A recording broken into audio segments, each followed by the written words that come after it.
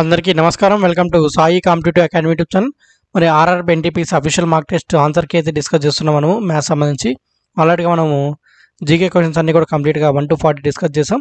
తర్వాత 41 to 55 questions అనేటువంటి last week discuss చేసాం మ్యాథ్స్ సంబంధించి. ఇప్పుడు 56 నుంచి 70 క్వశ్చన్స్ అనేటువంటి డిస్కస్ చేస్తే మనకి ఇంతటితో టోటల్ క్వాంటిటీ అప్పుడు కంప్లీట్ అయిపోతుంది. నెక్స్ట్ ఇంకా రీజనింగ్ ప్రశ్నలు డిస్కస్ చేసుకోవచ్చు. ఈ వీడియోలో అయితే 56 to 70 క్వశ్చన్స్ 15 క్వశ్చన్లు డిస్కస్ చేస్తాం. చూడండి, ఫస్ట్ క్వశ్చన్ ఏమి ఇచ్చారంటువంటిది, a bank provides a loan of 55,000 to a shopkeeper at the 5% compound rate of interest compounded annually. After 2 years, the amount to be deposited by the shopkeeper is. So ఇక్కడ తెలుగులో కూడా ఒకసారి convert అనేటువంటి చేసుకున్నట్టయితే అఫీషియల్గా ఇచ్చినటువంటి క్వశ్చన్ని, ఒక బ్యాంకు 5% చక్రవడ్డీ రేటు వద్ద ఒక దుకాణానికి 55,000 రూపాయలని ఇస్తుంది సంవత్సరానికి చక్రియం అయ్యేలా. సో 2 సంవత్సరాల తర్వాత దుకాణదారుడు తిరిగి జమ చేయవలసిన మొత్తం. సో మన తెలుగులో నీట్గా చెప్పుకున్నట్టయితే వడ్డీకి 55 రూపాయల బ్యాంక్ నుంచి దుకాణదారుడు తెచ్చుకున్నాడు. సో సంవత్సరానికి 5% వడ్డీ రేటుతో చక్రవడ్డీ 2 ఏళ్ళకి ఎంత అమౌంట్ కట్టాలి, కట్టేటప్పుడు టోటల్ వడ్డీతో సహా ఎంత కట్టాలంటే ఇక్కడ అడుగుతున్నాడు. సో ఒకసారి దీన్ని మనమైతే సాల్వ్ చేద్దాం. చూడండి ఏమి ఇచ్చారంటువంటిది ఒకసారి. సో మనకు ప్రిన్సిపల్ అమౌంట్ ఎంత ఇచ్చారండి, 55,000 రూపాయలు కదా. సో 55 రూపాయలు ఇచ్చారు కాబట్టి ఇది ప్రిన్సిపల్ అవుతుంది. టైం ఎంత అండి, 2 years కనుక్కోమన్నారు. సో తర్వాత రేట్ ఆఫ్ ఇంట్రెస్ట్ ఎంత అండి, 5%. సో మనకు డైరెక్ట్గా మీరు ఫార్ములా ఏంటి, మనం అమౌంట్ కనుక్కోవడానికి కాంపౌండ్ ఇచ్చినప్పుడు amount equal to P into 1 + R/100 whole power n. So ఇది ఫార్ములా. సింపుల్ ఇంట్రెస్ట్ అయితే PDR/100, కాంపౌండ్ ఇంట్రెస్ట్కి అయితే అమౌంట్ కనుక్కోవడానికి P into 1 + R/100 whole power n. ఒకవేళ సేమ్ కేవలం కాంపౌండ్ ఇంట్రెస్ట్ కావాలనుకోండి, అప్పుడు మనకి ఏమవుతుంది, -P చేయాలి. ప్రిన్సిపల్ తీసేస్తే మిగిలినది వడ్డీ అన్నింటిలో వస్తుంది. ఒకవేళ వడ్డీలు కనుక్కోమన్నప్పుడు, కాంపౌండ్ ఇంట్రెస్ట్ కనుక్కోమన్నప్పుడు ఇక్కడ అమౌంట్ కాబట్టి డైరెక్ట్గా ఇదే ఫార్ములా యూజ్ చేసుకోవచ్చు. సో ఇక్కడ R అంటే రేట్ ఆఫ్ ఇంట్రెస్ట్, N అంటే టైం ఎంత 2 years చాలా అనమాట. సో ఇలా మనం ఈ ఫార్ములా ప్రకారమే రాసుకుంటాం. సో మరి ఏం లేదు, డైరెక్ట్గా ఫస్ట్ అసలు ఎంత వేసుకోవాలి.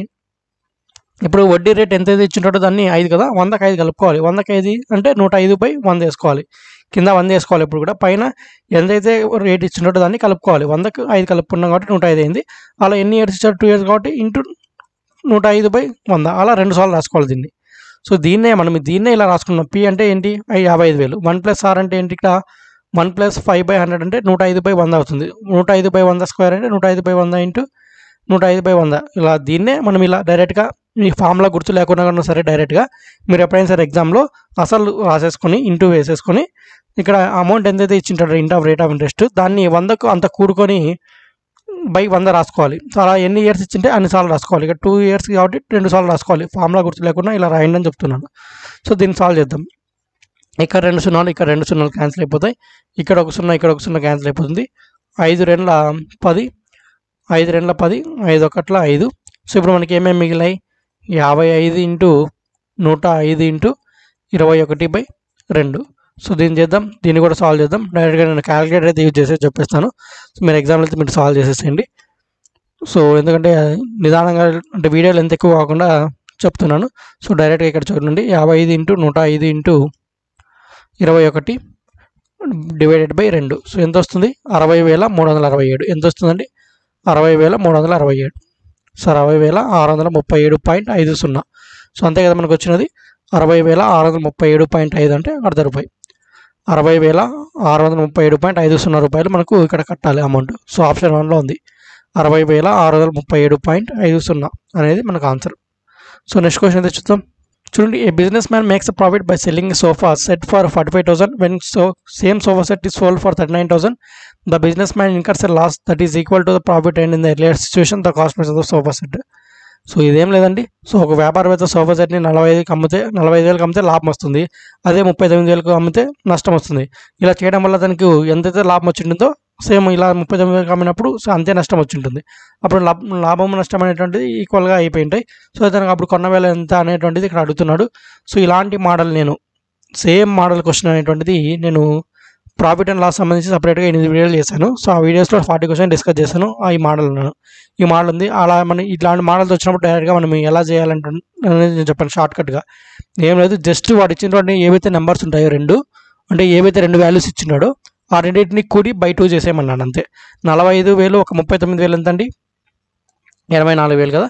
సో 84,000/2 అంతే ఏమవుతుంది, 42,000 అవుతుంది. కాబట్టి 42,000 ఆన్సర్. ఆప్షన్ 3లో ఉండేటువంటిది 42,000 answer. So direct shortcut trick, ఈ 2 కూడి /2 చేయాలంతే. సో ఇది అంటే మన లాస్ట్కి ఫార్ములా ప్రకారం అయినా ఇదే వస్తుంది. నేను అది కూడా చెప్తాను, మళ్ళీ ఏంటి ఇలా చెప్తాను అర్థం కాలేదు అనుకోకండి.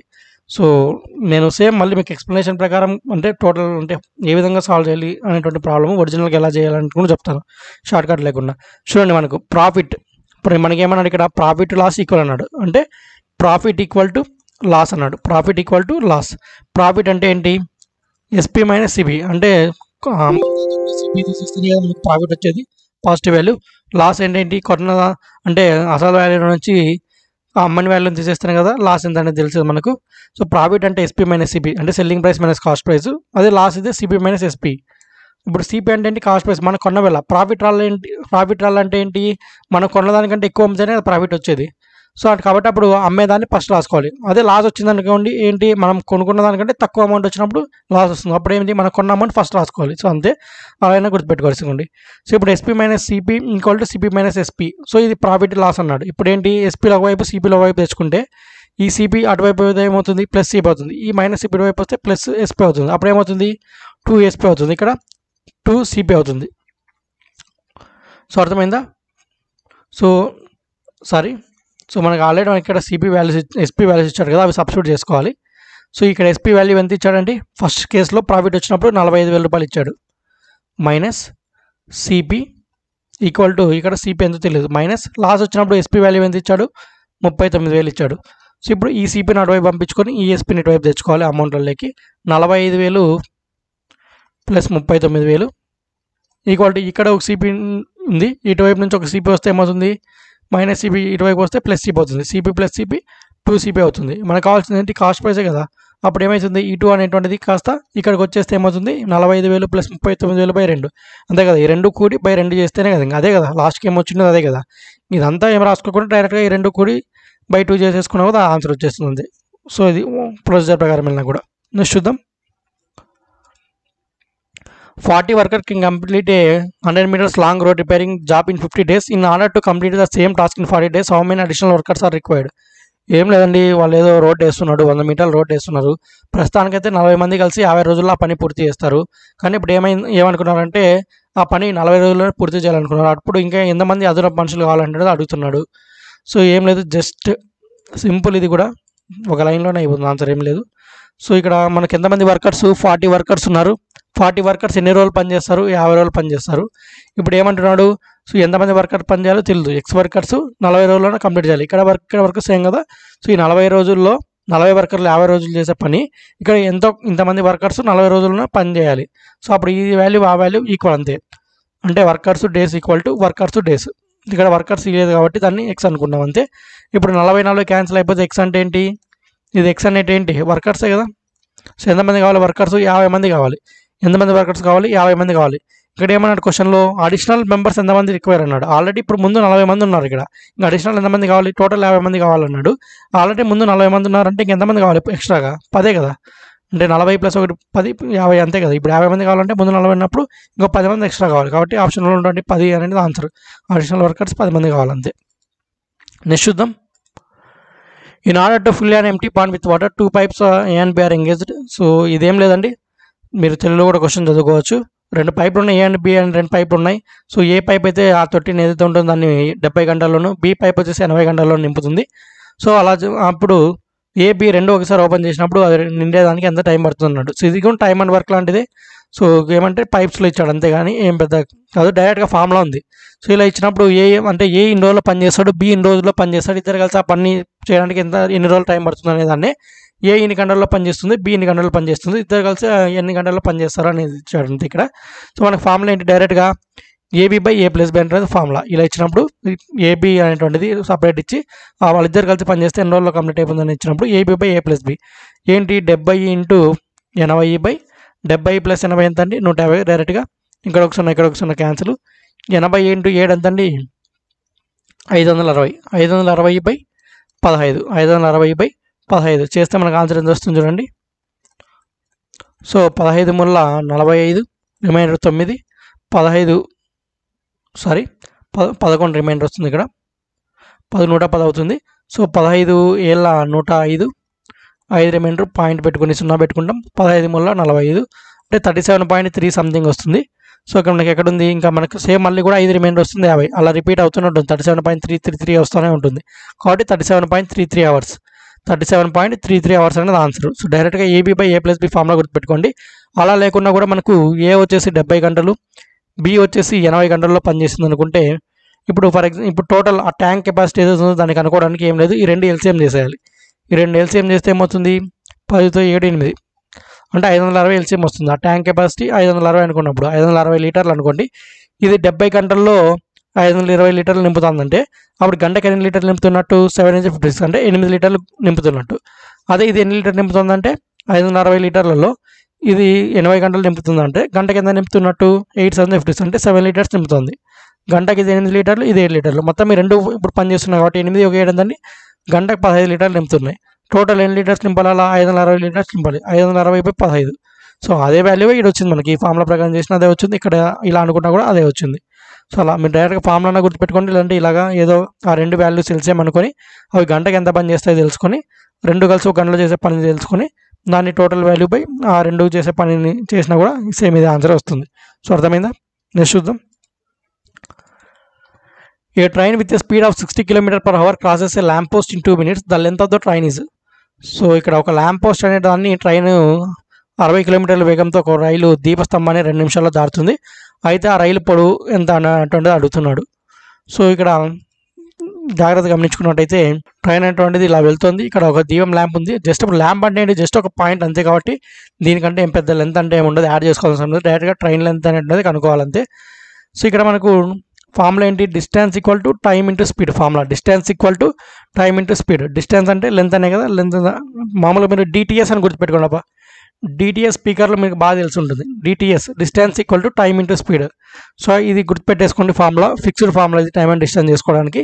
మనకు కావాల్సిన డిస్టెన్స్ కాబట్టి ఇప్పుడు టైమ్ స్పీడ్ని వాల్యూస్ వాడు ఇచ్చేసాడు క్వశ్చన్లోనే, సబ్స్టిట్యూట్ చేసేసుకుంటే సరిపోతుంది. ఇక్కడ మీటర్స్లో ఉంది కాబట్టి ఇప్పుడు నేను ఏమో చేస్తున్నాను, టైం ఎంత ఇచ్చాడు, 2 minutes ఇచ్చాడు. 2 minutes అన్న దాన్ని 2 minutes అంటే ఎంత అండి మనకు, 2 minutes అంటే 2 × 60 సెకండ్స్ అంటే 120 సెకండ్లు కదా. 2 నిమిషాలు అంటే 120 సెకండ్లు. మనం ఇక్కడ ఆన్సర్లో మీటర్స్లో ఇచ్చాడు. మీటర్స్లో ఇచ్చినప్పుడు మనకి ఏముండాలి, km/h ఉండాలి స్పీడు. టైం అప్పుడు ఏముండాలి, అవర్స్లో ఉండాలి. ఇప్పుడు మనకు మీటర్స్లో ఆన్సర్ ఉందన్నప్పుడు m/s స్పీడ్ మార్చుకోవాలి, ఉన్నటువంటి టైంని సెకండ్స్లోకి మార్చుకోవాలి. మనకు ఒకవేళ ఆన్సర్లో ఉన్నటువంటి పాయింట్స్ ఆధారంగా అవర్స్లోకి టైం అడిగినప్పుడు అయితే km/h ఉంది కదా, దాన్ని అలాగే పెట్టుకొని అవర్స్లోకి పెట్టుకునే వాళ్ళం. కానీ ఇక్కడ m/s ఇక్కడ మీటర్స్లో ఇచ్చారు కాబట్టి ఉన్నటువంటి స్పీడ్ని కూడా m/s కన్వర్ట్ చేసుకొని టైంని కూడా సెకండ్లో కన్వర్ట్ చేసుకోవాలి. సో అర్థమైందా?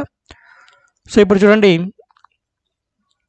ఇప్పుడు టైం వచ్చేసి 120 సెకండ్లు అయింది. ఇప్పుడు స్పీడ్ ఎంత ఇచ్చాడు, 60 km/h ఇచ్చాడు. 60 km/h అనే దాన్ని m/s కన్వర్ట్ చేయాలంటే ఏం చేయాలి, 5/18తో మనం మల్టిప్లై చేయాలి. ఇచ్చినటువంటి స్పీడ్ని 5/18తో మల్టిప్లై చేయాలి. అప్పుడు ఏమవుతుంది, సో ఇక్కడ 60 × 5/18 అనేది అలాగే రాసేసుకుందాం. సో ఇక్కడ మళ్ళీ ఇక్కడ క్యాన్సిల్ చేసుకోవడానికి ఈజీగా ఉంటుంది కాబట్టి నేను అలాగే రాసేస్తాను. సో ఇప్పుడు టైం ఎంత 120 సెకండ్లు, స్పీడ్ ఎంత 60 × 5/18. సో ఈ 5/18తోనే ఎందుకు మల్టిప్లై చేసుకోవాలంటే, సో చూడండి ఇక్కడ మీరు ఎప్పుడైనా సరే ఒకటి చెప్తాను, కిలోమీటర్లని m/s కన్వర్ట్ చేసుకోవాలన్నప్పుడు 5/18తో చేయాలి.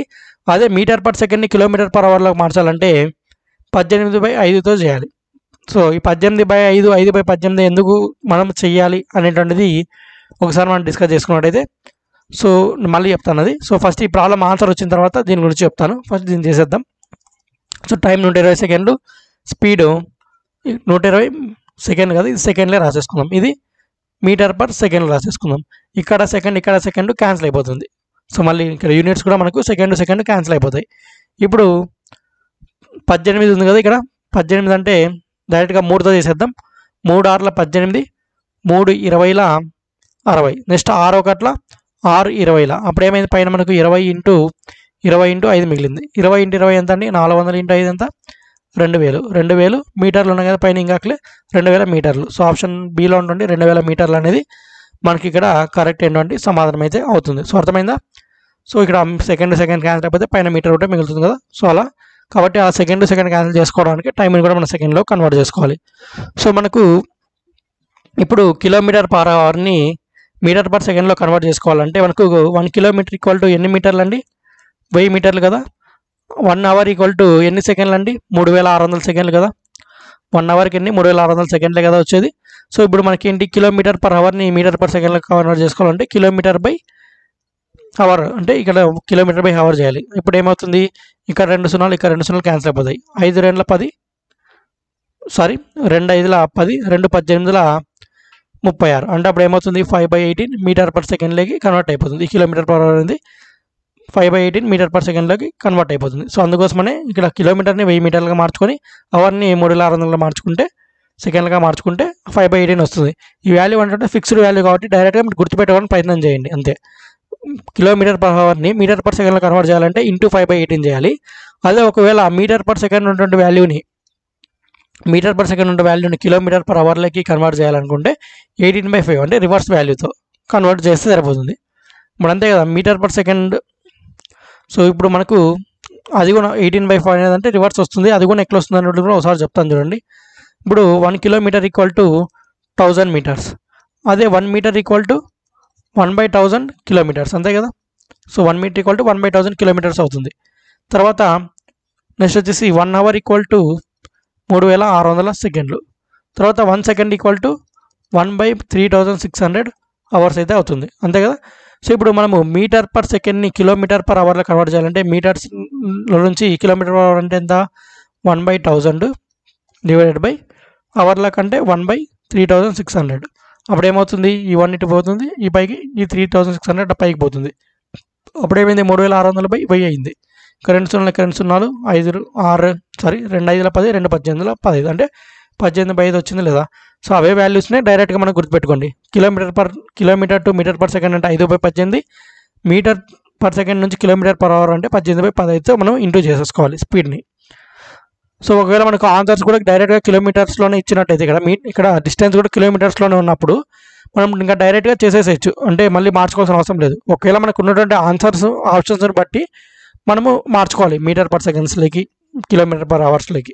సో అర్థమైందా, ఇక్కడ మీటర్స్లో ఉంది కాబట్టి ఆన్సర్, అందుకోసం అనేసి టైంని సెకండ్స్లోకి, స్పీడ్ని మీటర్ పర్ సెకండ్లోకి మార్చుకున్నాం. అర్థమైంది అనుకుంటా. నెక్స్ట్ చూద్దాం. The length of one diagonal of a rhombus is 12 centimeters and the area is 108 centimeters. Then the length of the second diagonal is. So ఏం లేదండి, సో మనకు తెలుసు రాంబస్ ఏదైతే రాంబస్ ఉంటుందో ఆ రాంబస్ ఏదైతే ఉంటుందో దాని ఏరియా ఏంటి, దాని యొక్క కర్ణాల లబ్ధాన్ని సగం చేస్తే మనకు వస్తుంది. అంటే ఫార్ములా ఏంటి, area of rhombus d1 × d2/2 equal to area of rhombus. Area of rhombus equal to వాటి కర్ణాల లబ్ధము బై 2. సో d1 అంటే డయాగ్నల్ 1, d2 అంటే డయాగ్నల్ 2 ఏరియా కనుక్కుంటాం. అక్కడ క్వశ్చన్లో ఏమి ఇచ్చాడు, ఒక రాంబస్ లెంత్ ఇచ్చాడు, d1 లెంత్ ఇచ్చాడు 12, d2 అనేటువంటి తెలియదు, అదే కనుక్కోమన్నాడు సెకండ్ డయాగ్నల్ బై 2 అలాగే ఉంది. ఏరియా కూడా వాడే ఇచ్చాడు, ఏరియా అంతా 108. డైరెక్ట్ ఈ ఫార్ములా దీనిలో సబ్స్టిట్యూట్ చేయడం అంతే.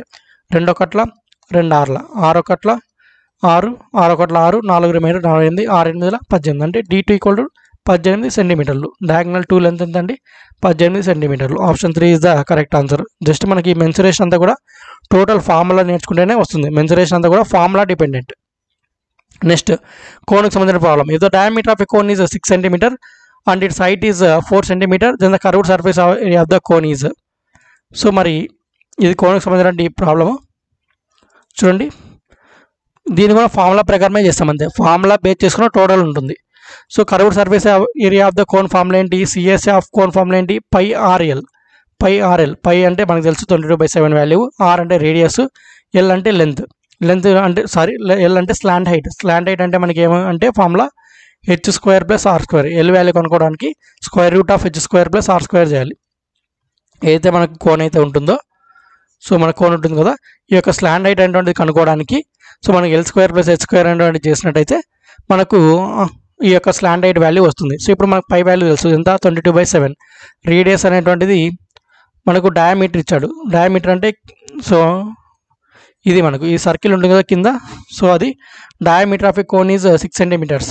డయామీటర్ అంటే ఏంటి, 2r ఈక్వల్ టు 6 సెంటీమీటర్స్ అని ఇచ్చాడు. అప్పుడు r వాల్యూ ఎంత, 6/2 అంటే 3 సెంటీమీటర్స్. డయామీటర్ అంటే 2r, 2 రేడియస్లు కలిపితే డయామీటర్ ఒక డయామీటర్ సమానం, అదే గుర్తుపెట్టుకోండి. Diameter equal to 2 × r, 2 radius. అప్పుడు రేడియస్ ఎంత అవుతుంది, 6/2 అంటే 3 సెంటీమీటర్స్ అవుతుంది. కాబట్టి r వాల్యూ ఎంత, 3. ఎల్ వాల్యూ ఎంత, L equal to H square, H ఎంత ఇచ్చాడు 4 ఇచ్చాడు, 4 స్క్వేర్ అంటే 16, ఆర్ స్క్వేర్ ఎంత, ఆర్ అంటే 3, 3 స్క్వేర్ ఎంత 9, 16 + 9 ఎంత అండి √25 అంటే ఎంత 5 కదా, √25 అంటే 5, కాబట్టి 5 ఇక్కడ పెట్టేసుకున్నాం డైరెక్ట్గా. దీన్ని చేస్తే మనకు ఆన్సర్ వస్తుంది 22/7 × 3 × 5, 22 × 15/7. సో 15 2 30, 15 2 31, 330/7. సో 7తో 330 చేసినట్టయితే, సో 330 అండి, 7తో 330 చేస్తే 7 4 28, 7 4 28, మనకి ఎంత 5 వచ్చింది. మనం డైరెక్ట్ ఇంకా 4 వచ్చిందంటే ఆప్షన్లో ఇంకా 4 ఉండేది ఒక్కటే, ఇదే ఆన్సర్ అని పెట్టేసేయచ్చు. 2 3 ఉంటే మాత్రమే నెక్స్ట్ స్టెప్ వరకు పోవాలి. ఇంకా డైరెక్ట్గా 4 వచ్చిందంటే ఇంకా 47/14, ఇంకా 4తో ఏది నెంబర్ లేదు కదా, ఇక్కడ 30 50 60లో ఉన్నాయి, 40తో ఉండేది ఇది ఒక్కటే, ఇంక ఇదే పెట్టేయచ్చు. సో చేద్దాం, ఇది కూడా 0 పెట్టేసుకుందాం. తర్వాత 7 7 49, 1 రిమైండర్, పాయింట్ పెట్టుకొని 0 పెట్టుకుంటాం, 7 1 7, 3 రిమైండర్, తర్వాత 0 పెట్టుకుంటే 7 4 28 2. సో ఇంకా ఇక్కడ వరకు చేద్దాం. 47.14 వచ్చిందా లేదా. సో డైరెక్ట్గానే పెట్టచ్చు, ఒకటి తీసుకొని టైం సేవ్ చేసుకోవాలంటే ఇలా వచ్చిన వెంటనే ఆన్సర్ పెట్టేస్తారు. ఒకవేళ ఇంకా డౌట్ ఉందనుకునే వాళ్ళు మాత్రమే ఇలా లాస్ట్ వరకు చేస్తుంటారు. సో అలా అనమాట. టైం సేవ్ చేసుకోవాలంటే డైరెక్ట్గా సింపుల్ టెక్నిక్స్తో వెళ్ళిపోవాలి. కొద్దిగా ఆన్సర్ వచ్చిన వెంటనే దాన్ని ఆప్షన్స్ పెట్టేసుకుంటే వెళ్ళిపోతే సరిపోతుంది అంతే. ఇక్కడ ఆన్సర్ వచ్చేసి 47.14. నెక్స్ట్ చూద్దాం. If x plus y = 5, xy = 18, then the value of x cube plus y cubed. So ఇది ఆల్జీబ్రా నుంచి వచ్చినట్టు క్వశ్చన్ అండి. ఇక్కడ మీరు ఫార్ములాస్ అనేటువంటిది కొన్ని నేర్చుకోవాల్సి ఉంటుంది. సో ఆ ఫార్ములాస్ ఏమంటే a+b² formula, a-b² formula, a+b², a-b², తర్వాత a+b+c² ఫార్ములా. సో ఇలా కొన్ని ఫార్ములాస్ ఉన్నాయి ఆల్జీబ్రాకి సంబంధించి. ఆ ఫార్ములాస్ అన్నీ కూడా మీరు నేర్చుకుంటేనే ఇటువంటి ప్రాబ్లమ్స్ సాల్వ్ చేయగలరు. సో ఇప్పుడు మనకు ఈ a³ + b³ అనుకోవచ్చు, ఇది x³ + y³ అంటే a³ + b³ అనుకోవచ్చు. సో దీని వాల్యూ కావాలి మనకు. సో మనం దీని వాల్యూ ఎలాగ అనుకున్నామంటే a+b² ఫార్ములాని యూజ్ చేస్తాం. సో a+b³ ఫార్ములా ఏంటండి, a³ + b³ + 3ab × a+b, 3ab × a+b. ఇక్కడ x + y³ అనుకోవచ్చు. ఏ అంటే x అనుకోండి, b అంటే y అనుకోండి. డైరెక్ట్గా నేను a+b ఎక్కువగా మన బుక్స్లో అంతా కూడా మీరు చదువుకున్నది కూడా a+b³ ఫార్ములానే, a+b² ఫార్ములానే చదువుకుంటారు కాబట్టి ఇక్కడ ఏ టర్మ్స్లో చెప్తున్నాడు. వాడు ఏమంటే క్వశ్చన్లో x టర్మ్స్లో ఇచ్చాడు అంతే, xy టర్మ్స్లో. మనకు కావాల్సింది ఈ వాల్యూ a³ + b³ వాల్యూ కావాలి కాబట్టి ఈ వాల్యూ మొత్తం ఇటువైపు తెచ్చుకుంటే ఏమవుతుంది, a+b³ - 3ab × a+b అవుతుంది అంతే. ఇదంతా కూడా ఒకటే వాల్యూవే కాబట్టి మళ్ళీ ఇక్కడ మైనస్ రాదు. a+bలో మైనస్ ఏం రాదు, ఇది మాత్రమే మైనస్గా మారుతుంది. ఇదంతా ఒకటే వాల్యూ కాబట్టి ఇదేం మారదు. సో ఇప్పుడు మనకు a³ + b³ వాల్యూ కావాలి, అంటే x³ + y³ వాల్యూ కావాలంటే దీనికి కనుక్కోవాలి. మనకు తెలుసు a+b అంటే x + y వాల్యూ ఏమి ఇచ్చాడు, వాడే ఇచ్చాడు 5 ఇచ్చాడు, అంటే 5³ - 3 × ab అంటే xy వాల్యూ ఏమి ఇచ్చాడు 18, 3 × 18 × a+b వాల్యూ ఏమి ఇచ్చాడు 5. సో దీన్ని చేస్తే అయిపోతుంది. 5³ ఎంత అంటే 125, 18 × 54 × 5. సో 54 × 5 ఎంత అవుతుంది, 5 4 20, సో 220 అవుతుంది.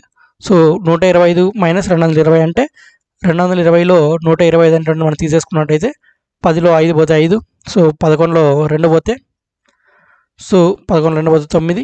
మనకి ఇంక ఇక్కడ ఏముంటుంది, సారీ ఇక్కడ ఎక్కడో మిస్టేక్ అయినట్టుంది. 18 ముళ్ళ, సో 18 90, 9 ముళ్ళ 27, సారీ 270 అండి ఇక్కడ. సో ఇక్కడ మిస్టేక్ అయింది, 270. సో 270లో 120 తీసేయాలి మనము.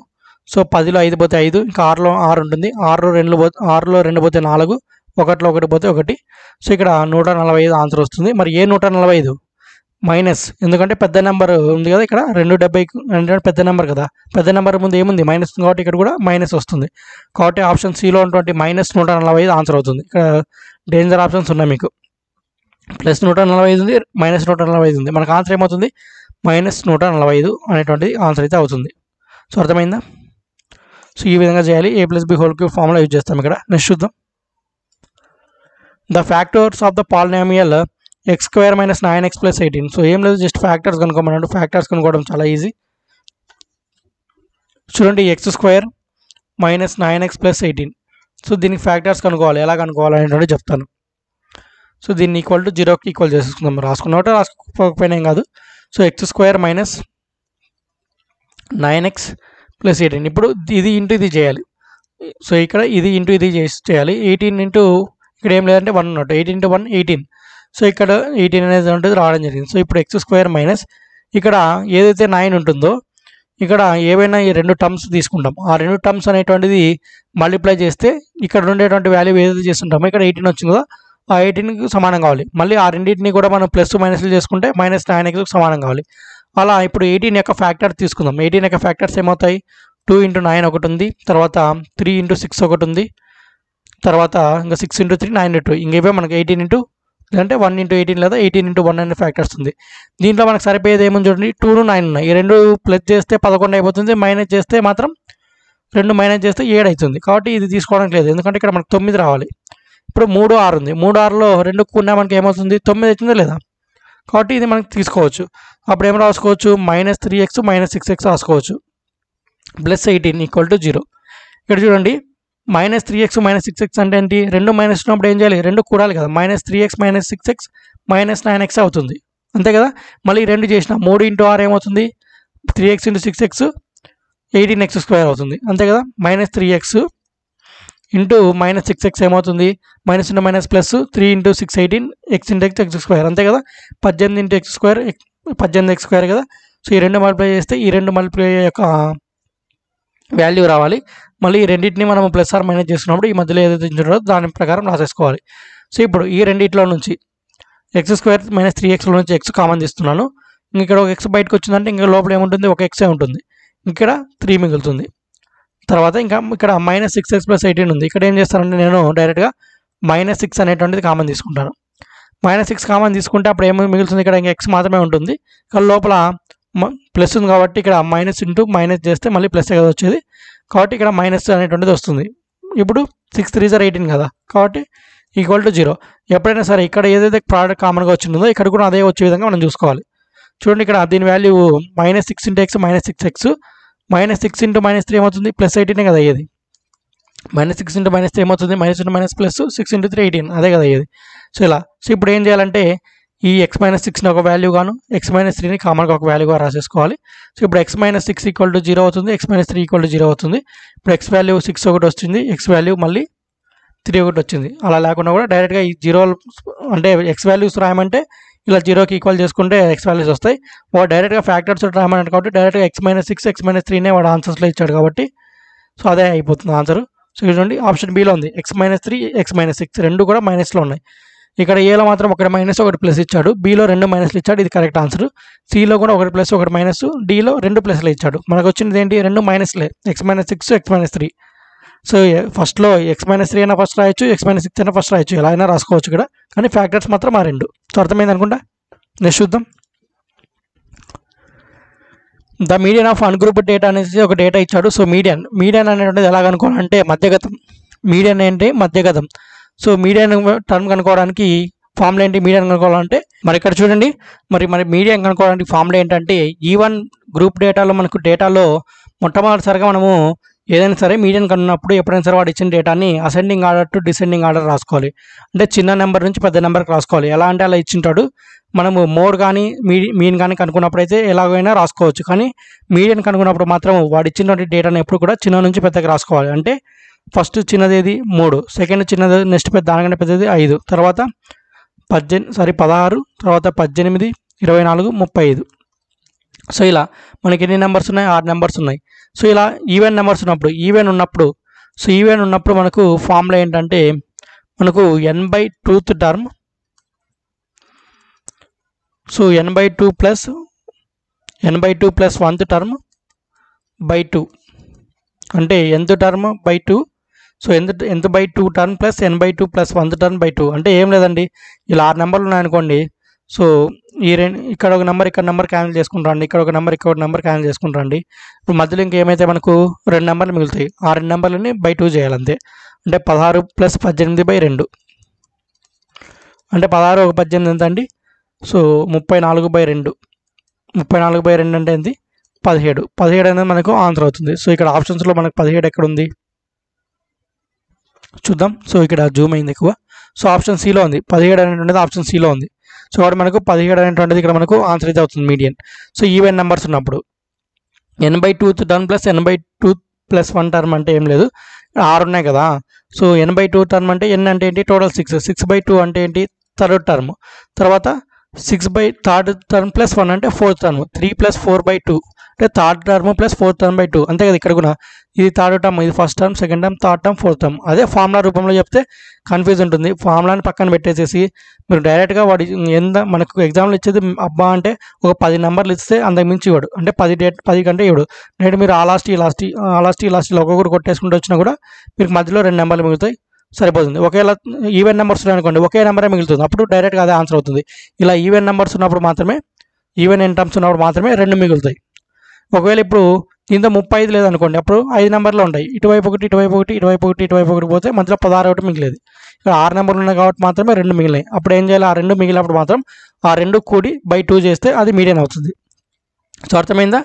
ఒకవేళ 5 నెంబర్లు ఉన్నాయనుకోండి, ఒక నెంబరే మిగులుతుంది, అప్పుడు అదే డైరెక్ట్ ఆన్సర్ అవుతుంది. 2 నెంబర్లు మిగిలినప్పుడు మాత్రం ఆ రెండింటిని కూడి బై 2 చేయాలి. మీరు గుర్తుపెట్టుకోవాల్సిన ఒక ముఖ్యమైన విషయం ఏంటంటే, ఎప్పుడైనా మీడియన్ కనుగొనేటప్పుడు అసెండింగ్ ఆర్డర్ నుంచి డిసెండింగ్ ఆర్డర్ రాయాలి. అంటే చిన్న నుంచి పెద్దగా అంటే చిన్న నెంబర్ నుంచి పెద్ద నెంబర్కి ముందుగా డేటా అనేటువంటిది అరేంజ్ చేసుకోవాలి. మీకు ఈ చాప్టర్లో మెయిన్గా పెట్టుబడేటువంటి చెప్తాను చూడండి. సో మీన్, మీడియన్, మోడ్, అలాగే స్టాండర్డ్ డివియేషన్, తర్వాత కోఎఫిషియంట్ వేరియేషన్, టోటల్ 8 వస్తాయి ఇక్కడ మనకు. Mean, median, mode, range, mean deviation, standard deviation, coefficient variation, variance. So వీటి గురించి మనకు యూట్యూబ్లో మీరు సెర్చ్ చేసా కూడా మీకు చాలా వరకు వీడియోస్ అయితే ఆల్రెడీ అవైలబుల్గా ఉంటాయి. డైరెక్ట్గా ఆ వీడియోస్ చూడండి. ఇక్కడ డిస్కస్ చేయడం కంటే అక్కడ ఎగ్జాంపుల్స్తో కొందరు చేస్తున్నారు ఆల్రెడీ యూట్యూబ్లో. మీకు తెలుగులో, హిందీ, ఇంగ్లీష్ అన్ని లాంగ్వేజ్లో ఏ లాంగ్వేజ్లో కావాలన్నా మీకు ఆ వీడియోస్ దొరుకుతాయి. ఒకసారి ఈ టర్మ్స్ అనే గురించి తెలుసుకోండి. మ్యాక్సిమం వీటి మీద పడతాయి మనకు. సో మీన్ అంటే మనకు అంక మధ్యమం, మీడియన్ అంటే మధ్యగతం, మోడ్, సో మోడ్ వచ్చేసి తెలుగులో బహుళకం, రేంజ్ వ్యాప్తి, తర్వాత మీన్ డివియేషన్ అంటే మాధ్యమిక విచలనం, స్టాండర్డ్ డివియేషన్ అంటే ప్రాథమిక విచలనం, కోఎఫిషియంట్ ఆఫ్ వేరియేషన్ అంటే ప్రాథమిక విచలన గుణకం అంటారు, వేరియన్స్ విస్తృతి. సో టోటల్ 8 టాపిక్స్ ఉన్నాయి. ఈ 8 టాపిక్స్ చదువుకోండి ఈ చాప్టర్లో. స్టాటిస్టిక్స్ నుంచి వీటి మీదనే బిట్లు పడతాయి. సో నెక్స్ట్ క్వశ్చన్ అయితే చూద్దామండి. ఇక్కడ ఏమి ఇచ్చారంటే, a chord of length 16 centimeters is drawn in a circle of radius 10 centimeters. The distance of the chord from the center of the circle is. So తెలుగులో కూడా చూసుకున్నట్టయితే 10 సెంటీమీటర్ల వ్యాసార్థం గల వృత్తంలో 16 సెంటీమీటర్ల పొడవు గల జా గీయబడింది. వృత్త కేంద్రం నుండి జా యొక్క దూరం. సో చూడండి ఇంగ్లీష్లో కన్వర్ట్ చేద్దాం. సో దీనికైతే మనము డయాగ్రామ్ రూపంలో ఎక్స్ప్లెయిన్ చేస్తాను, మీకు అర్థమవుతుంది. డయాగ్రామ్ రూపంలో ఎక్స్ప్లెయిన్ చేస్తాను. చూడండి ఇది సర్కిల్. సో ఇది ఒక సర్కిల్. కార్డ్ గీసారు. కార్డ్ అంటే ఏంటి, ఇది కార్డ్ యొక్క లెంత్ ఎంత అండి, 16 సెంటీమీటర్లు. మొత్తం ఇది 16 సెంటీమీటర్లు. ఇది వృత్త కేంద్రం. So centre of circle. ఇక్కడ మనకు రేడియస్ ఎంత ఇచ్చాడు, 10 సెంటీమీటర్లు ఇచ్చాడు. ఇక్కడ నుంచి సెంటర్ ఆఫ్ ది సర్కిల్ నుంచి ఒక కార్డ్ అయితే గీసాడు, అంటే ఒక జాన్ అయితే గీయడం జరిగింది. అంటే ఇక్కడ నుంచి ఇక్కడికి ఇది రేడియస్ అండి. సో సెంటర్ నుంచి ఇది రేడియస్ ఎంత ఇచ్చాడు, క్వశ్చన్లో 10 సెంటీమీటర్స్ ఇచ్చాడు. ఈ వృత్త కేంద్రం నుంచి ఇక్కడికి ఈ యొక్క కార్డు మీదకి ఒక జా అనేటువంటిది గీయడం జరిగింది. అప్పుడు దీని లెంత్ కనుక్కోమన్నాడు. సో దీని లెంత్ ఎంతండి, 10 సెంటీమీటర్లు వాడే ఇచ్చేసాడు క్వశ్చన్లో రేడియస్. సో రేడియస్ అంటే టోటల్ ఎక్కడైనా సరే రేడియస్ సర్కిల్లో సమానంగా ఉంటుంది. సో ఇక్కడ నుంచి ఇక్కడికి రేడియసే కదా. సో 10 సెంటీమీటర్లు. ఇది కార్డ్ లెంత్ ఎంత, మొత్తము ఎంత, 16 సెంటీమీటర్లు. వీటికి ఎంత ఉంటుంది, హాఫ్ కదా. ఇది ఒక హాఫ్, ఇది హాఫ్ అన్నప్పుడు ఇక్కడ ఎంత ఉంటుంది, 8 సెంటీమీటర్లు. ఇది 8 టోటల్ 16 అయినప్పుడు సగం చేసుకుంటే ఇక్కడ 8 సెంటీమీటర్లు, ఇక్కడ 8 సెంటీమీటర్లు ఉంటుంది. సో ఇక్కడ 10 సెంటీమీటర్లు. ఇక్కడ చూసుకుంటే మీకు ఈ డయాగ్రామ్ పక్కనే వేస్తాను. సో ఇలా ఉంది. మనకి ఏమైంది, ఇక్కడ రైట్ యాంగిల్ ట్రయాంగిల్ ఫామ్ అయింది. దీని వాల్యూ 10 అయింది, హైపోటెనస్ వాల్యూ 10 అయింది. తర్వాత ఇక్కడ దీని వాల్యూ మనకు ఇక్కడ బేస్ వాల్యూ 8 అయింది. సో ఇక్కడ మనకి ఇక్కడ ఉన్నటువంటి వాల్యూ ఏమవుతుంది, మనకు ట్రిగ్నామెట్రిక్ ఐడెంటిటీస్ ఉన్నాయి. డైరెక్ట్గా 6, 8, 10 అనేది ట్రిగ్నామెట్రిక్ ఐడెంటిటీ. 2 వాల్యూ 8, 10 అయినప్పుడు ఇంక 3 వాల్యూ కంపల్సరీగా 6 అవ్వాలి. కాబట్టి డైరెక్ట్గా ఆన్సర్ 6 పెట్టేయచ్చు. సో 6 అనేటువంటిది పెట్టేయచ్చు. సో మనకు తెలియదు కాబట్టి మనకు హైపోటెనస్ రూల్ అంటే మన పైథాగరస్ థియరం ప్రకారం పైన కూడా దీని వాల్యూ ఎంతో తెలియదు కాబట్టి దీన్ని ఎక్స్ అనుకున్నాం కూడా మనకేంటి ఫార్ములా ప్రకారం హైపోటెనస్ స్క్వేర్ ఈక్వల్ టు మనకు సైడ్స్ స్క్వేర్ ఏవైతే 2 ఉన్నాయో అవి. సో అంటే 8 square plus X square. So H square అంటే డైరెక్ట్ నేను 10 స్క్వేర్ రాసేస్తాను. సో 10 స్క్వేర్ అంటే 100 equal to 8 square 64 plus X square. ఈ 100 64 వేస్తే ఏమవుతుంది, 36 ఈక్వల్ టు ఎక్స్ స్క్వేర్. అంటే X equal to root 36 value ఎంతండి 6. డైరెక్ట్గా మీరు ట్రిగ్నామెట్రిక్ ఐడెంటిటీస్ అని కొన్ని ఉంటాయి. సో 6, 8, 10 సో అలా మనకు కొన్ని ఉన్నాయి. సో అవన్నీ కూడా మీరు చదువుకొని ఉంటే ఈజీగా ఆన్సర్ చేసేస్తారు. ఇలా మళ్ళీ ఇదంతా చేయకోవాల్సిన పని లేకుండా డైరెక్ట్గా 6 సెంటీమీటర్లు ఆన్సర్ అవుతుంది. డిస్టెన్స్ వచ్చేసి దీని ఏంటంటే 6 సెంటీమీటర్స్. సో అర్థమైందా? నెక్స్ట్ చూద్దాం. సో ఇది కూడా చూడండి. So in a triangle PQR a line joining P. So X అనే పాయింట్ పీక్యూ మీద వై అనే పాయింట్ పిఆర్ లైన్ మీద ఉంది. సో అవి వచ్చినట్టు ఎక్స్ వై లైన్ క్యూఆర్కి ప్యారల్గా ఉన్నాయి. పీవై వైఆర్ రేషియో ఇచ్చాడు 3:5 అని. పిఎక్స్ లెంత్ ఇచ్చాడు, అయితే పీక్యూ లెంత్ కనుక్కోమంటున్నాడు. సో ఇలాంటివన్నీ కూడా బొమ్మలు వేస్తేనే మీకు అర్థమవుతాయి. డైరెక్ట్గా చేయాలంటే చేయడానికి కష్టం అవుతుంది. మీకు బొమ్మలు వేస్తేనే అర్థమవుతాయి. తెలుగులో కూడా క్వశ్చన్ చూసుకుంటే పీక్యూఆర్లో పీక్యూ భుజం ఎక్స్ బిందువును మరియు పిఆర్ భుజంను వై బిందువును జోడించి రేఖ క్యూఆర్కు సమాంతరంగా ఉంటుంది. పీవై/వైఆర్ యొక్క నిష్పత్తి 3:5 మరియు పిఎక్స్ 7 సెంటీమీటర్లు అయితే పీక్యూ భుజం యొక్క పొడవు ఎంత? సో దీన్ని చేద్దాం. చూడండి, ఇక్కడ ట్రయాంగిల్, ఇది ఒక ట్రయాంగిల్ ఏమిచ్చాడు? పీక్యూఆర్ అనే ట్రయాంగిల్ ఉంది ఇక్కడ, పీక్యూఆర్.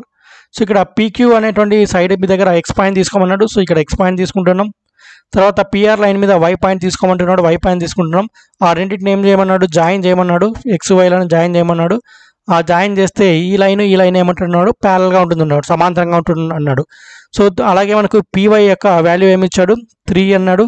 అలాగే వైఆర్ వాల్యూ ఎంత? 5 అన్నాడు. మనం ముందుగానే చెప్పుకున్నాం. ముందుగా పీవై/వైఆర్ అంటే 3/5 రాసుకోవచ్చు. PY value 3, YR value 5. అవేంటి పాయింట్స్ అంతే, సెంటీమీటర్లో కన్వర్ట్ చేయకూడదు. సో అక్కడ 3:5 రేషియోలో ఉన్నాయి.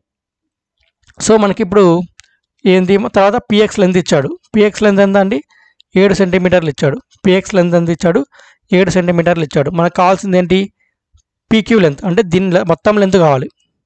సో దీని లెంత్ ఎంతో తెలియదు మనకు. సో మనకు పీక్యూ వాల్యూ కావాలి. సో ఇప్పుడు మనకు ఈ రెండు ప్యారలల్ అన్నప్పుడు ఈ రెండు సైడ్స్ కూడా ప్యారలలే కదా. సో ఇప్పుడు మనం ఏమని రాసుకోవచ్చు? డైరెక్ట్గా దీన్ని పిఎక్స్/పీక్యూ ఈక్వల్ టు పీవై/పిఆర్ రాసేసుకోవచ్చు. PX PQ equal to PY PR. So ఈ రెండు ప్యారలల్ అయినప్పుడు వాటి సైడ్స్ కూడా ఈక్వల్ అనేది అవుతాయి. సో పిఎక్స్/పీక్యూ ఈక్వల్ టు పీవై/పిఆర్ అనేది రాసుకోవచ్చు. డైరెక్ట్గా మనకు పిఎక్స్ వాల్యూ ఎంత ఇచ్చాడండి? 7 సెంటీమీటర్లు. మనకు పీక్యూ వాల్యూ తెలియదు, అదే కనుక్కోవాలి. పీక్యూ అలాగే రాసేసుకొని పీవై వాల్యూ ఎంత ఇచ్చాడు? 3, పిఆర్ వాల్యూ ఎంత ఇచ్చాడు? 5. సో ఇప్పుడు మనకు పీక్యూ వాల్యూ కాబట్టి పీక్యూని అలాగే పీక్యూని ఇటువైపు పంపించేసి ఈ 3 ఇటువైపు తెచ్చి ఈ 5 ఇటువైపు తెచ్చేద్దాం. అప్పుడు ఏమవుతుంది? 7 × 5/3 అవుతుంది. PQ equal to 7 × 5/3. సో అర్థమవుతుందా? 7 × 5 ఎంత అండి? 7 5 35. 35/3 ఎంత అవుతుందండి? సో 3 1 3 మనకు, తర్వాత 3 1 3, 2 రిమైండర్ అవుతుంది 20, 3 6 18, మళ్ళీ 3 6 అంటే 11.66 వస్తుంది సంథింగ్. సో కరెక్ట్ అని మనం చేసినది. So just a minute. So మరి ఇక్కడ అయితే ఒక పొరపాటు అయితే జరిగింది. సో మీరు గమనించారో లేదో? సో ఇక్కడ ఒక పొరపాటు అయితే జరిగింది. సో మనకు ఇక్కడ పీవై వాల్యూ ఎంత? 3. పిఆర్ వాల్యూ ఎంత? మనం డైరెక్ట్గా 6 రాసుకున్నాం. పిఆర్ అంటే టోటల్ లెంత్ కదా. టోటల్ లెంత్ ఎంత? 3 + 5 8 కదా అయ్యేది. మనం డైరెక్ట్ 5 రాసేసుకున్నాం. సో ఇలా మిస్టేక్స్ అయితే జరగకూడదు ఎగ్జామ్లో. సో కాబట్టి ఇలాంటి మిస్టేక్స్ మనకు ఇప్పుడు నేను ఏ విధంగా అయితే డైరెక్ట్గా కొద్దిగా చెప్పేశానో మీరు కూడా ఎగ్జామ్లో అలా ఆత్రపడ్డారనుకోండి, ఆన్సర్ అయ్యేటువంటి రాంగ్ అయ్యేటువంటి ఛాన్స్ అయితే ఉంటుంది. సో అది మనకు ఆప్షన్స్లో కూడా ఆప్షన్ లేదు, అది మనకు 11 పాయింట్ సంథింగ్. సో కాబట్టి పిఆర్ వాల్యూ ఎంత అవుతుంది? 3 + 5 8 అవుతుంది. సో ఇప్పుడు క్రాస్ మల్టిప్లై చేస్తే ఇక్కడ 8 వస్తుంది 5 ప్లేస్లో. 7 8 ఎంత అంటే 56/3. 56/3 అంటే 3 18 54, 2 రిమైండర్ వస్తుంది 0.665 రావడం జరుగుతుంది. 18.66 వస్తుంది. ఆప్షన్ 2లో ఉన్నటువంటి 18.66 సెంటీమీటర్లు అనేటువంటిది ఇక్కడ మనకు కరెక్ట్ ఏంటంటే ఆన్సర్ అవుతుంది. సో దీన్ని మరొకసారి గమనించుకున్నట్టయితే ఏం లేదు, మనకు పీక్యూ మీద ఎక్స్ పాయింట్, పిఆర్ మీద వై పాయింట్ ఉంది. ఆ రెండు లైన్ని ఎక్స్ వైని జాయిన్ చేస్తే ఆ ఎక్స్ వై అనేటువంటి లైన్ క్యూఆర్ అనేటువంటి లైన్కి ప్యారల్గా ఉంటుంది అన్నాడు. సో ఈ రెండు ప్యారల్ అయినప్పుడు ఇక్కడ ఉన్నటువంటి కోణాలు కూడా మనకు ఏవైతే యాంగిల్స్ ఉంటే అవి కూడా ఈక్వల్ అవుతాయి. అలాగే వాటి యొక్క భుజాలు కూడా ఈక్వల్ అవుతాయి. అంటే ఇక్కడ 2 ట్రయాంగిల్స్ ఫామ్ అవుతున్నాయి. ఇదొక ట్రయాంగిల్ అనుకుంటే, సో ఈ యొక్క భుజం ఎంతైతే ఉంటుందో, సో ఈ భుజము బై ఈ భుజం ఈక్వల్ టు ఇక్కడ నుండి భుజము బై ఈ యొక్క భుజం అవుతుంది. చిన్న ట్రయాంగిల్ భుజము బై పెద్ద ట్రయాంగిల్ భుజము ఈక్వల్ టు చిన్న ట్రయాంగిల్ భుజం ఈక్వల్ టు పెద్ద ట్రయాంగిల్ భుజం ఈ సైడ్లో. అప్పుడు పిఎక్స్/పీక్యూ ఈక్వల్ టు పీవై/పిఆర్. పిఎక్స్ వాల్యూ 7 ఇచ్చాడు, పీక్యూ వాల్యూ తెలియదు, అదే కనుక్కోవాలి. వై వాల్యూ 3 ఉంది. పిఆర్ వాల్యూ ఏమిటి, ఈ రెండు కూడాలి, 3 + 5 8. సో ఇంకా పీక్యూ కావాలి కాబట్టి క్రాస్ మల్టిప్లికేషన్ చేసుకుంటే డైరెక్ట్గా పీక్యూ వాల్యూ వచ్చేస్తుంది. సో అర్థమైంది అనుకుంటా. నెక్స్ట్ చూద్దాం. సో 68వ ప్రశ్న. సో ఇంకా ట్రిగ్నామెట్రీ క్వశ్చన్లు ఉన్నాయి. ట్రిగ్నామెట్రీ క్వశ్చన్లు అయితే సాల్వ్ చేసేద్దాం. డైరెక్ట్గా cot 15 వాల్యూ, cot 75, అలాగే cot 60, తర్వాత cot 30 + tan 45 వాల్యూ ఇచ్చాడు. సో tan 45 వాల్యూ ఎంత అండి, 1 కదా, డైరెక్ట్గా 1 + 1 ఉంది. ఇంకా దీని వాల్యూ ఎంత వస్తుందో చూసుకోవాలి. ఈ total cot 15 × cot 75 × cot 60 × cot 30 value ఎంత వస్తుందో అనేది మనం తెలుసుకోవాలి. అవి తెలుసుకుంటే అయిపోతుంది. సో ఇప్పుడు నేను ఏం చేస్తున్నాను అంటే cot 15 ఏమని రాసుకుంటాను అంటే నేను cot 90 - 75 రాసేసుకుంటున్నాను. cot 90 - 75 రాసేసుకుంటున్నాను. అంతే కదా. cot 90 - 75 అంటే ఎంత, 90లో 75 పోతే ఏంటండి 15 కదా. cot 15 డిగ్రీస్ వస్తుంది. cot 15 నేను ఏం రాసుకుంటున్నాను అంటే cot 90 - 75 రాసుకుంటున్నాను. మరి 90 డిగ్రీల కంటే తక్కువ ఉన్నప్పుడు cot వాల్యూ ఏమవుతుంది, ట్యాన్గా మారిపోతుంది. సో 90 - 75 ఉన్నప్పుడు cot 90 - 75 అంటే మనము 90 కంటే తక్కువ ఉంది కాబట్టి యాంగిల్ ఇక్కడ డైరెక్ట్గా మనము cot అనేది ట్యాన్గా మారిపోతుంది. tan 75 డిగ్రీస్గా రాసేసుకోవచ్చు. సో అర్థమైందా. సో ఇవి ఎలా మార్చుకోవాలనేటువంటిది ఇలా అనమాట. సో 90 కంటే తక్కువ ఉన్నప్పుడు మనం ఎప్పుడు కూడా cot అనేది ట్యాన్గా మారుతుంది, సైన్ ఉంటే కాసు, సో అలా మనకు మారిపోతుంటాయి. సో అవి గుర్తుపెట్టేసుకోండి. cot అనేటువంటిది మనకు ట్యాన్గా మారిపోతుంటుంది. మరి ఇక్కడ కూడా మనకు cot 90 - 75 అనేది tan 75గా మారిపోతుంది. సో నెక్స్ట్ వచ్చేసి cot 75 అలాగే ఉంచేసుకుంటాం. తర్వాత cot 16 కూడా మనము అలాగే ఉంచేసుకొని నెక్స్ట్ cot 30ని మనము ట్యాన్లలోకి మార్చుకుందాం. cot 30 డిగ్రీస్ వాల్యూని cot 90 - 60గా రాసుకోవచ్చా అంటే cot 30నే కదా వచ్చేది. 90లో 60 పోతే 30నే కదా, cot 16నే కదా వచ్చేది. ఇప్పుడు ఏమవుతుంది, cot 90 - 60 ఉన్నప్పుడు cot కాస్త ట్యాన్గా మారిపోతుంది. ఇక్కడ ఏ యాంగిల్ తీసుకుంటామో అది వస్తుంది, ఇక్కడ tan 60 డిగ్రీస్ వస్తుంది. సో ఇప్పుడు మనకు ఉన్నటువంటి దాన్ని ఈక్వేషన్గా రాసేసుకున్నట్టయితే cot 15ని మనం ఏం రాసుకుందాం, tan 75 అయితే రాసేసుకుందాం. tan 75 degrees into cot 75ని cot 75గా రాసేసుకుందాం. తర్వాత cot 60ని అలాగే రాసేసుకుందాం. తర్వాత cot 30 డిగ్రీస్ అనే దాన్ని మనము tan 60 డిగ్రీస్గా రాసేసుకుందాం. సో ఇప్పుడు ఇలా రాసేసుకున్నాం. +1 అలాగే ఉంది. సో మరి దీనికి +1 ఆన్సర్ వస్తుందా అంటే చూద్దాం. ఎంత ఆన్సర్ వస్తుందా అంటే 1 వస్తుందా 2 వస్తుందా ఆన్సర్ అయితే మనం చూద్దాం. సో ఇప్పుడు tan 75 అలాగే రాసేసుకుందాం. cot 75 ఏంటి, 1/tan 75 కదా. cot 75 అంటే 1/tan 75 కదా. నెక్స్ట్ cot 60 అంటే ఏంటి, 1/tan 60 డిగ్రీసే కదా. తర్వాత tan 60 డిగ్రీస్ పైన అలాగే రాసేసుకుందాం +1.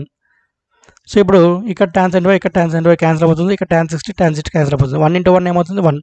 1 + 1 వాల్యూ ఎంత అండి 2. 1 + 1 వాల్యూ 2. కాబట్టి దీనికి ఆన్సర్ ఏమవుతుంది 2. దీని ఆన్సర్ ఎంత అవుతుందండి 2 అనేటువంటిది ఆన్సర్ అయితే అవుతుంది. సో గుర్తుపెట్టుకోండి. సో మనం ఎప్పుడైనా సరే cotని ట్యాన్లోకి మార్చాలనుకున్నప్పుడు ఇలా రాసేసుకోవచ్చు. 90 కంటే తక్కువ ఉన్నప్పుడు యాంగిల్. ఒకవేళ cot 180 డిగ్రీస్ మైనస్ రాసేసుకున్నప్పుడు అయితే cot అనేటువంటిది cotగానే ఉంటుంది, మనకు ట్యాన్కి అయితే మారదు. 90 డిగ్రీస్ ఉన్నప్పుడు మాత్రమే ఇలా cot అనేటువంటిది ట్యాన్లా మారుతుంది. సో ఇదండి. నెక్స్ట్ క్వశ్చన్ అయితే చూద్దాం. నెక్స్ట్ ఇది కూడా 1/cosecant square - cot square θ + 1/secant square θ - tan square θ = 2 sin θ, then the value of θ is. So ఇది కూడా చాలా సింపుల్ ప్రశ్న. చూద్దాం. డైరెక్ట్గా ఐడెంటిటీస్ మీద దీనికి అయితే ఇచ్చేసాడు. సో మనకు తెలుసు cosecant square θ - cot square θ = 1. కొన్ని ట్రిగ్నామెట్రిక్ ఐడెంటిటీస్ ఉన్నాయి, అవి చెప్తాను చూడండి. ఇక్కడ cosecant square θ - tan square θ value ఎప్పుడు కూడా 1కి సమానం అవుతుంది, ఆ డైరెక్ట్ గుర్తుపెట్టుకోండి. తర్వాత secant square θ - tan square θ = 1. తర్వాత sin square θ + cos square θ 1. ఈ మూడు గుర్తుపెట్టుకోవాలి, ఈ మూడు ఇంపార్టెంట్ మనకు. cosecant square θ - cot square θ = 1, secant square θ - tan square θ = 1, sin square θ + cos square θ = 1. So ఇవి ఫిక్స్డ్ వాల్యూస్. సో ఇప్పుడు మన క్వశ్చన్లో చూద్దాం. 1/cosecant square θ - cot square θ ఇచ్చాడు, దాని వాల్యూ ఏం రాసుకోవచ్చు, డైరెక్ట్గా 1 రాసేసుకోవచ్చు కదా. 1/1 + 1/secant square θ - tan square θ అన్నా కూడా 1 + 1 = 2 sin θ. ఇక్కడ 1/1 అంటే ఏంటి, 1 కదా. ఇక్కడ 1/1 1. 1 + 1 ఏమవుతుంది 2. 2 = 2 sin θ. సో అప్పుడు ఏమవుతుంది, ఇక్కడ 2 1s మనకు 2 1s అయితే వస్తుంది, క్యాన్సిల్ అయిపోతుంది ఇక్కడ. అప్పుడు sin θ = ఎంత వచ్చిందండి, 1 వచ్చింది. sin θ వాల్యూ 1 వచ్చింది. మరి sin θ వాల్యూ అంటే 1 ఎప్పుడు అవుతుంది, ఏ యాంగిల్ దగ్గర అవుతుంది. సో నేను sin θ = 1 అనే దాన్ని మనం ఏం రాసుకుంటే sin 90 డిగ్రీస్గా రాసేసుకుంటున్నాను. మనకు టీటా వాల్యూ కావాలి. సైన్ 90 డిగ్రీస్ రాసుకుంటాం, ఎందుకంటే సైన్ 90 ఎంత అండి, సైన్ 90 వాల్యూ 1 కదా. సో కాస్ 0 సైన్ 0 0 తర్వాత సైన్ 90 1. సో గుర్తుపెట్టుకోండి, అంటే మీరు ట్రిగ్నామెట్రిక్ వాల్యూస్ గుర్తుపెట్టుకోవాలి. సైన్ 90 ఎంత, సైన్ 30 ఎంత, సైన్ 60 ఎంత, సైన్ 45 ఎంత, కాస్ 45 ఎంత, tan 30 tan 45 ఇలా. సో అంటే మీరు గుర్తుపెట్టుకోవాల్సింది 0 డిగ్రీసు, తర్వాత 30 డిగ్రీసు, 45 60 తర్వాత 90 డిగ్రీస్. ఇలా సైన్ గుర్తుపెట్టుకోవాలి, కాసు గుర్తుపెట్టుకోవాలి, తర్వాత ట్యాన్ గుర్తుపెట్టుకోవాలి. ఇంకా సీకెంట్ కొసెకెంట్ కాటుకి వాటి రివర్స్లో అయిపోతాయి అంతే. సో కాబట్టి ఇవి ట్రిగ్నామెట్రిక్ టేబుల్ ఉంటుంది, డైరెక్ట్గా నెట్లో కొట్టినా కూడా మీకు వాల్యూస్ వచ్చేస్తాయి. అవి ఎలాగైనా సరే మీరు బట్టి అయినా సరే గుర్తుపెట్టుకోవాల్సిందే. ఏం అలా ట్రిక్స్ షార్ట్ కట్స్ అంటే ఏం లేవు, డైరెక్ట్ గుర్తుపెట్టుకోవాలి. ఆ వాల్యూస్ వచ్చేసి సింపుల్, ఒకసారి చదివితే మీకు వచ్చేస్తాయి. ఇప్పుడు మనకి ఇక్కడ సైన్ క్యాన్సిల్ అయిపోతుంది. అప్పుడు టీటా ఈక్వల్ టు ఏం మిగులుతుంది, 90 డిగ్రీస్ మిగులుతుంది, అంతే కదా. టీటా వాల్యూ ఎంత అండి, 90 డిగ్రీస్.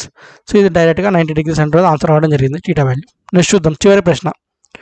దీంతో మనకు ఇంకా అర్థమెటిక్ ప్రశ్నలు అయిపోతాయి, టోటల్ క్వాంటిటీ యాప్టిట్యూడ్ అంతా కూడా.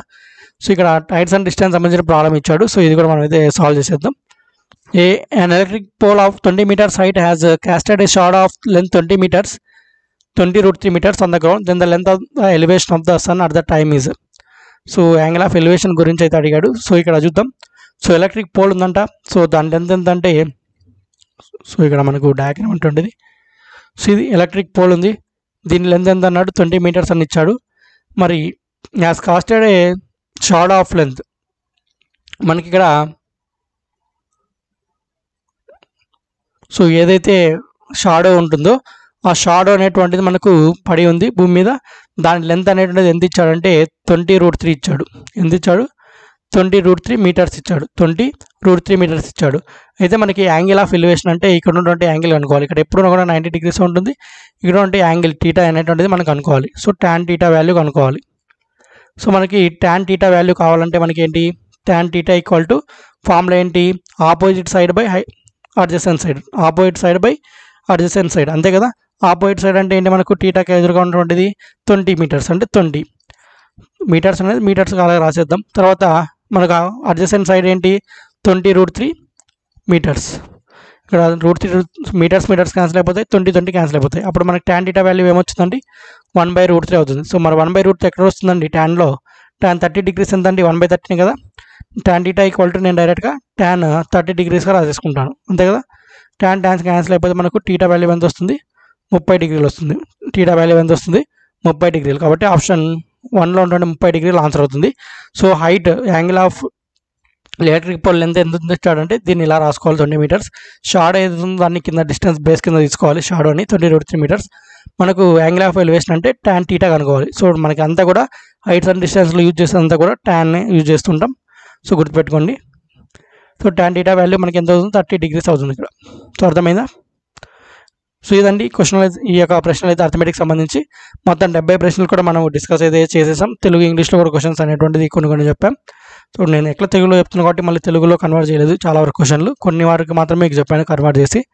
ఇంకా నెక్స్ట్ 78 క్వశ్చన్ నుంచి మనకి ఇంకా ఇవి రీజనింగ్ ప్రశ్నలు స్టార్ట్ అవుతాయి. సో రీజనింగ్ ప్రశ్నలు కూడా బాగా మంచిగానే ఉన్నాయి. సో అవి కూడా మీకు 15 క్వశ్చన్లుగా వీడియో అయితే చేయడం జరుగుతుంది. సో ఇది మనకి ఈ యొక్క అర్థమెటిక్ క్వశ్చన్లు. మరి వీడియోని తప్పకుండా లైక్ చేయండి, షేర్ చేయండి. వ్యూస్ అయితే రావట్లేదు, దయచేసి వీడియో అయితే షేర్ చేయండి. ఇంత క్లియర్గా మీకు మెయిన్స్ ఎగ్జామ్స్లో వచ్చే మోడల్ పేపర్ అనేటువంటిది డైరెక్ట్గా ఆర్ఆర్బీ వాళ్ళు ఇచ్చిన మోడల్ పేపర్ చెప్తున్నాం. సో వేరే మోడల్ పేపర్ కాదు చెప్తున్నది, కాబట్టి ఇది ఎంతో వరకు మనకు యూజ్ అవుతుంది ఈ మోడల్ పేపర్ సాల్వ్ చేయడం అనేటువంటిది. సో ఇలా ఇక్కడ ఉన్నటువంటి మోడల్స్ ప్రాబ్లమ్స్ ఇలాంటి మోడల్స్ మనకి ఎగ్జామ్లో వచ్చేటువంటి ఛాన్స్ కూడా ఉంటుంది. సో కాబట్టి ఖచ్చితంగా కూడా ప్రతి ఒక్కరు కూడా వీడియోని లైక్ చేయండి, అలాగే మీ మిత్రులకి అయితే షేర్ చేయండి తప్పకుండా. అలాగే మన ఛానల్ ఇంతవరకు సబ్స్క్రైబ్ చేసుకోండి, వెంటనే అయితే సబ్స్క్రైబ్ చేసుకోండి. ఓకే అండి, ఇలాంటి మరిన్ని ప్రశ్నలతో మళ్ళీ అయితే కలుద్దాం. అంతవరకు సెలవు, జై హింద్.